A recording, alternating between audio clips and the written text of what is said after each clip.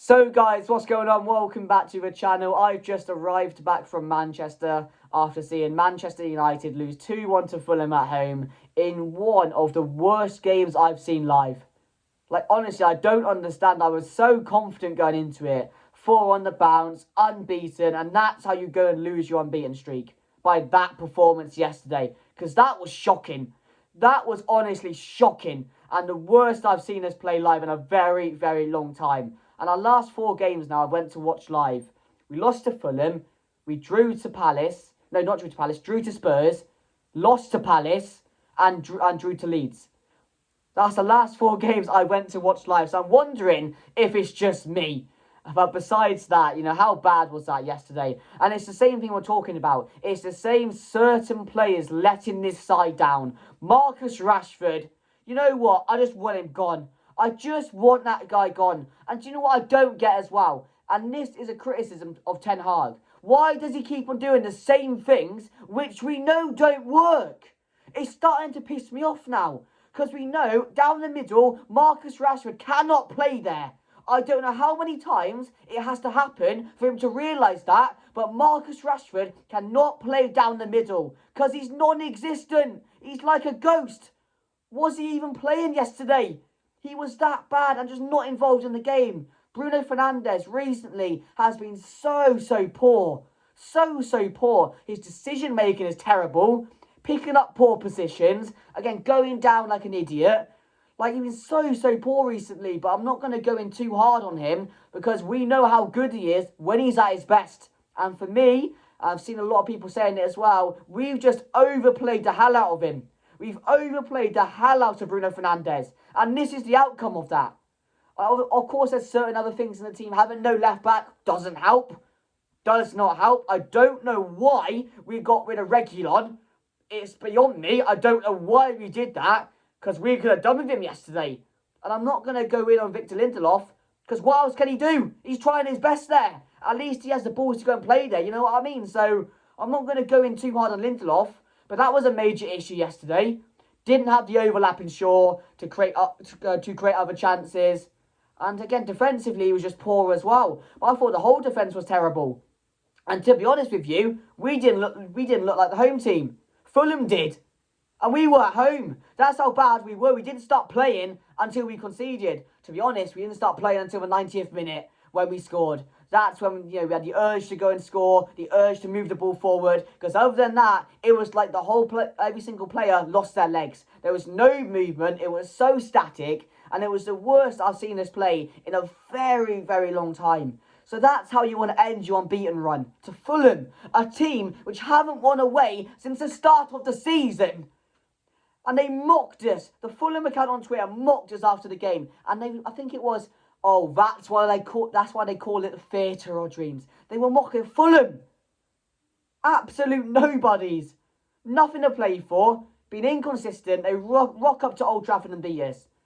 No Shaw, no Martinez, and Højlund again. Højlund missing is a massive blow as well. Because when Højlund's in the game, the way he holds up play, brings others into the game. We missed his goals yesterday, that's for sure. That's for sure. And it's just so weird because I've seen people criticising Højlund when he was going on that little drought of goals, or the 18 or 16 games where he didn't score.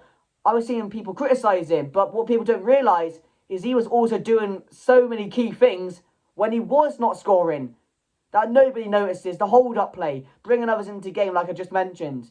It's things like that which can help a team out. And that's what we missed so much yesterday. Because with Rashford, there's no pressing. There's no picking up good positions. There's no bringing others into play.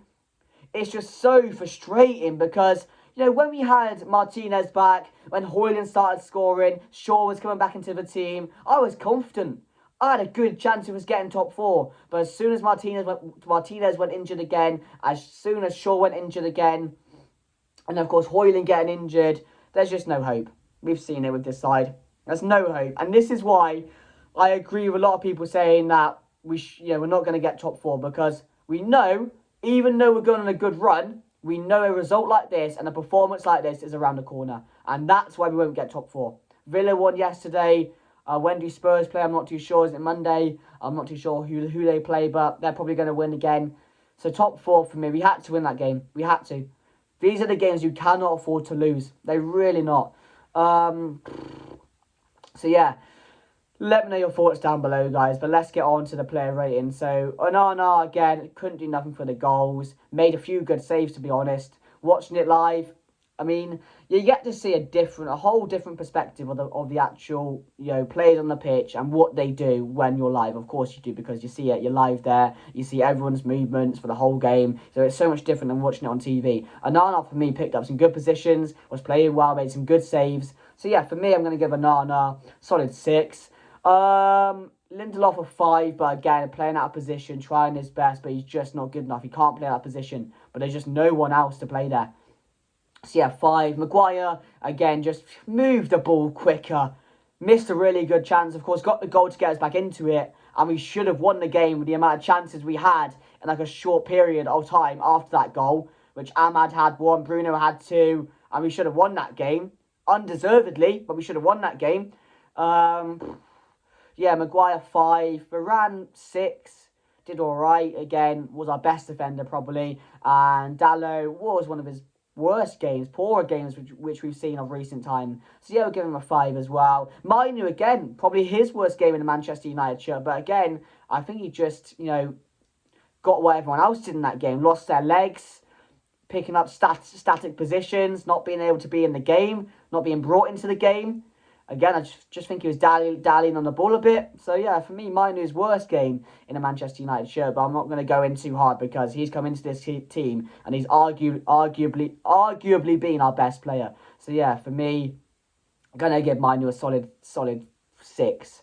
Casemiro went off injured again. Another injury. McTominay came on. I thought was pretty shit. So, we're going to give him a 5. Again, normally, not normally, because we normally bring him off on the bench and that's when he makes an impact with the last 20 minutes. But when you need to control a game, it's the most useless sub. Eriksen came on as well, who I thought was poor. Both of them get a solid 4 for Eriksen, 5 for McTominay. Bruno, I'm going to give a 4.5 as well. Again, shocking yesterday, absolutely shocking. When you see it live and you see some of the attempts he tries to play, they're never on. They're literally never on, but he still tries to play it, which I don't get. It's just him in his poor form at the moment. Because normally he's so reliable and normally he's so key for us when he's at his best, and that's why it's frustrating. So yeah, Bruno Fernandes 4.5. Forson, he wasn't a good game, but I don't know what people were really expecting from him. He got his chance, didn't really take it, but again, it's just about the experience, isn't it, for him? So yeah, I was really happy with him getting his debut for Manchester United, so we'll give him a 5. Garnacho, I'm going to give a 6.5, and that's probably the highest rating today because he was the only one trying things, only one running at defenders, trying to at least get some attempts at goal. So yeah, for me, Garnacho gets a solid 6.5. Rashford, 3. Again, shocking. No pressing, no movement, couldn't be asked, lazy. Playing with just a frown on his face, how many times are we going to have to play Rashford down the middle for Ten Hag to realise it's never going to work? And this is my one criticism of Ten Hag. He's a very stubborn manager, very stubborn. And he does things a lot of the time which we know as fans don't work, and it ends up just backfiring on him. It just backfires on him. And I'm like, what do you expect, mate? You're doing stuff you know doesn't work, so why are you trying it again? And I know people are saying, oh, what else would you do? I don't know. I can't give you that solution right now. Because Martial's injured, Højlund's injured, and that's why he needed a striker. That's why we needed another striker. Another forward player that can play that position, can come in, have an impact when we need him to. And again, we're left with this crap. We are left with this crap. Amad Diallo came on, did okay. But yeah, Anthony came on in the 99th minute. I'm just like, what's the point? I don't get that from any managers that do that. Why are you bringing on a player with 1 minute to go? What's the point? What are you trying to aim for with that? But yeah, guys, all that way to Manchester to see us lose again. It's frustrating. I'm very tired, guys, but I wanted to give you guys a match reaction. But yeah, there's nothing really to talk to you guys about because we were crap. We did not look like the home team, and we didn't start playing until we scored. So, yeah, man of the match. Who can be man of the match? Oh, Garnacho. That's just like a low man of the match. Yeah, let me know your thoughts down below, guys. Top 4, I don't see it. I don't see it anymore. With the injuries, which again, don't help at all. and we've been, I don't know how many injuries we've had now, but yeah, it's a massive effect on it. It's having a massive effect on the team, but it's still not an excuse. It's not an excuse, and I want to make that very clear for these performances, which we've seen far too much this season. But yeah, guys, please smash a like, please subscribe to the channel if you are new, and I'll see you guys later. Goodbye.